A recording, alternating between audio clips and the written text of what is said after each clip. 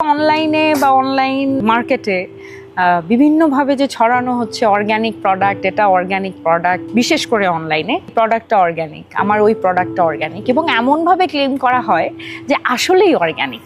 তো এই জায়গাটা থেকে এই যে আমরা এখন অর্গ্যানিক, কোনটা অর্গ্যানিক হিসেবে আমরা ধরতে পারি, কোনটা অর্গ্যানিক হিসেবে ধরতে পারি না, এটা হয়তো এই কনভারসেশনের মাধ্যমে আমাদের দর্শকরা খানিকটুকু হলেও বুঝতে পেরেছে।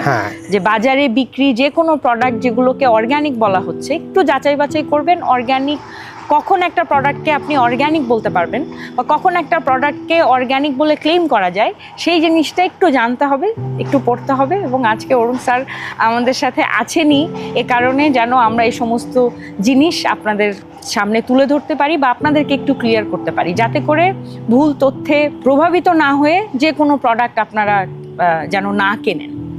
এই যে যারা ইউএসডিএ অর্গানিক সার্টিফাইড বলে বা যারা লোগো ব্যবহার করে, অনেক ক্ষেত্রে হয়তো জেনে শুনেও করে, আবার অনেক ক্ষেত্রে না জেনেও করে।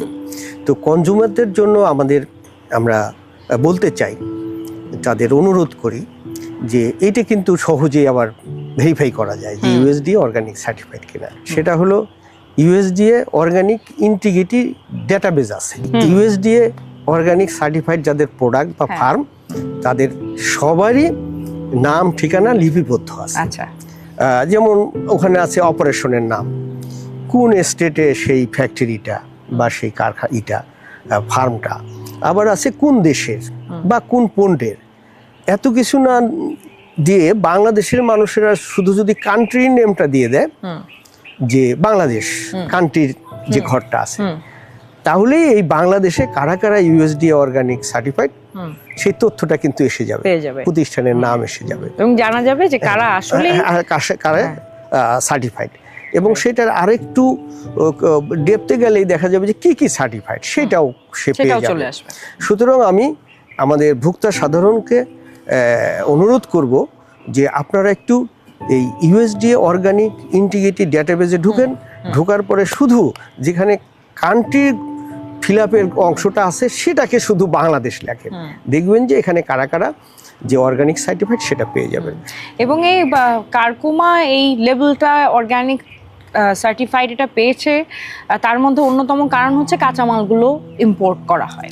হ্যাঁ, কাঁচামালগুলো সেই অর্গানিক পদ্ধতিতে যে চাষাবাদ হয় এবং ইউএসডি অর্গানিক সার্টিফাইড বিধায়, প্লাস এখানে সেই অর্গানিক প্রসেসিং এর, হ্যান্ডলিং এর যে বিধিবিধান আছে সেটা সুনির্দিষ্টভাবে মেনে চলে। এবং আরেকটি হলো যে এটা কিন্তু প্রতি বছরই ফিজিক্যাল অডিট হয়, এবং সেই অডিটটা হয় আপনাকে আগে কোনো নোটিশ না দিয়ে। হ্যাঁ, সুতরাং আপনি সেখানে যদি ফুলফিল না করেন, এর মধ্যে যদি ব্যত্যয় ঘটে আপনার এই প্রসেসিং, যেমন আপনি কোথায় স্টোর করবেন সেটাও কিন্তু অর্গানিক, এই ইউএসডি অর্গানিকের যে স্ট্যান্ডার্ড সেখানে বলা আছে।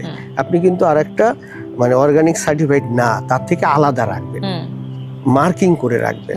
এবং এটা সহজেই কিন্তু আপনার যে অর্গানিক সার্টিফিকেশনের যে অডিটররা আছে তারা সহজেই আপনাকে চিহ্নিত করতে পারবে আপনি তার কোনো ব্যত্যয় ঘটিয়েছেন কিনা। এবং এই সিস্টেমটায় প্রতি বছরই কিন্তু অনেক ফার্ম, অনেক হ্যান্ডেলার, প্রসেসর বাতিল হয়। এমনকি সার্টিফাইং এজেন্ট তারাও যদি কোথাও কোনো ম্যানিপুলেট করে, কোথাও কোনো হাইড করে, তাদের সার্টিফিকেটও বাতিল হয়।